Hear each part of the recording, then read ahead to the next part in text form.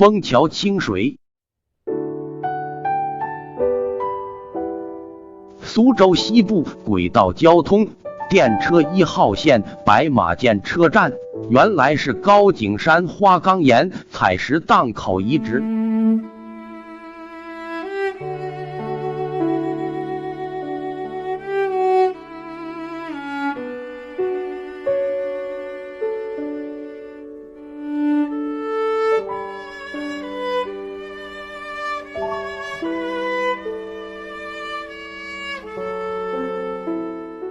苏州西部青葱的山峦中有一道龙脊式的山峰，不高不陡不齐不险，雄壮平实逶迤苍翠。这道花岗岩体山脉起自于地质中生代，北自白马涧高景山时，经谢雁岭、知行山、天平山、鸡笼山、大焦山，南至木渎陵岩山，直线距离大约长7500米，是大自然在苏州古城西部建立的第一屏障。这道山脉曾经是苏州人躲避战火的屏障。抗日战争时期，许多城里人逃难往山里。这道花岗岩体山脉还是著名的金山采石矿区。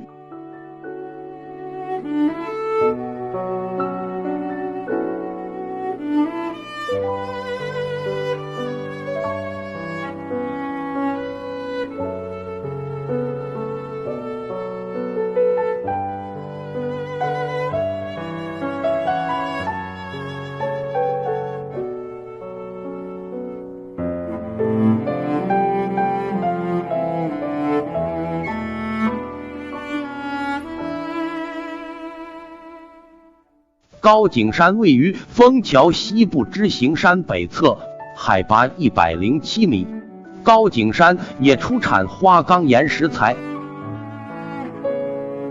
岳绝书等历代地方志有记，环境优雅的高景山，芳草满坡，鸟鸣林荫，怪石嶙峋，涧流峡谷，历来为文人墨客游览和隐居之地。而高景山的花岗石也闻名于世。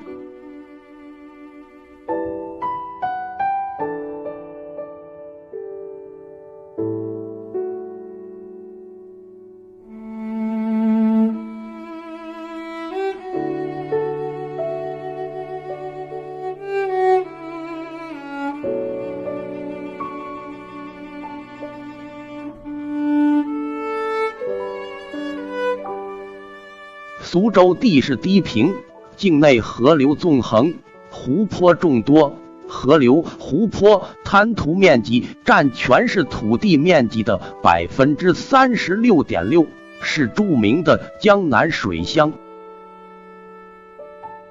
苏州地貌特征以平缓平原为上，全市的地势低平，自西向东缓慢倾斜，平原占总面积的 54.8%， 海拔4米左右。苏州西部的丘陵面积也有225平方公里，低山丘陵零星散布，海拔大约在100至350米高度，分布在西部山区和太湖诸岛。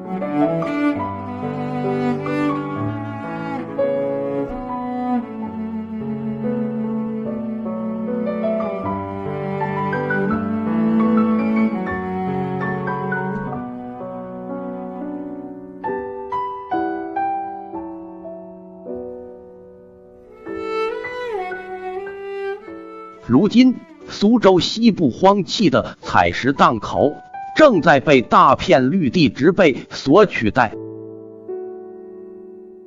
电车1号线白马涧生态园车站附近还有高景山、白鹤寺、谢雁岭庙、观音寺、中峰寺、法螺寺、白马涧龙池风景区、玉道、寒山草堂、印马池、天云寺等旅游景点。